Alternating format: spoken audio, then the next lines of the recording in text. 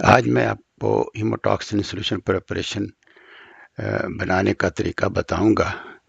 سب سے پہلے تو ہمیں ہیموٹاکسن پاؤڈر چاہیے، اور ہم ہیرس ہیموٹاکسن پاؤڈر کو پریفر کرتے ہیں، اور یہ یوزلی براؤن کلر میں ہو تو سب سے اچھا ہے۔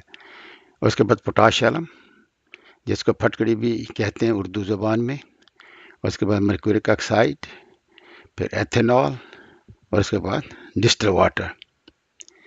پھر آپ نے کیا کرنا ہے، سب سے پہلے 4 گرام ہیموٹاکسن پاؤڈر کو چاہیے ہمیں 900 ml سولوشن کے لیے، اور مرکورک ایسڈ چاہیے 2 گرام، پوٹاش عالم چاہیے 100 گرام، اور ایتھینال 60 ml، اور ڈسٹل واٹر 800 ml۔ اب سب سے پہلے آپ نے کیا کرنا ہے کہ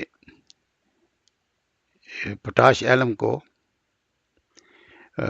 پانی کے اندر ڈال کے تو پانی کو گرم کرنا شروع کر دیں، اور ہو سکتا ہے کہ پانی بوائل بھی ہو، لیکن آپ نے یہ پروسیس اس وقت تک جاری رکھنا ہے جب تک پوٹاش عالم کمپلیٹلی حل نہ ہو جائے۔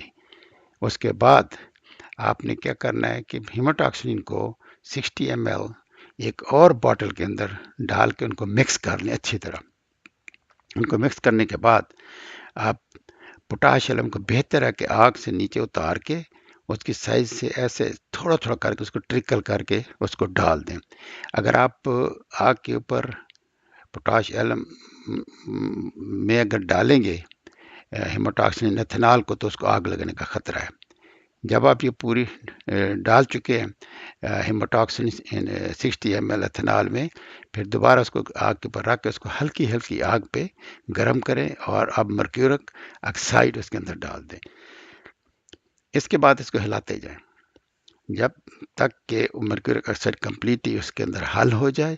اس کے حل ہونے کے بعد آپ کو اس کی سرفیس کے اوپر نا ایک پنکش کلر کی شائن یا رنگ نظر آئے گا، تو آپ کا ہیموٹاکسن سولوشن تیار ہے۔ اب آپ اس کو اگر ہسٹوپیتھولوجی کی سلائیڈوں پہ سٹین کرنا چاہیں تو ہماری لیب میں اس کے لیے 1 سے 3 منٹ میں بڑا زبردست قسم کا سٹین چڑھ جاتا تھا۔ باقی یہ لیب ویری کرتا ہے، آپ بھی اس کو اپنی لیب میں ٹائم اس کا ایڈجسٹ کر سکتے ہیں۔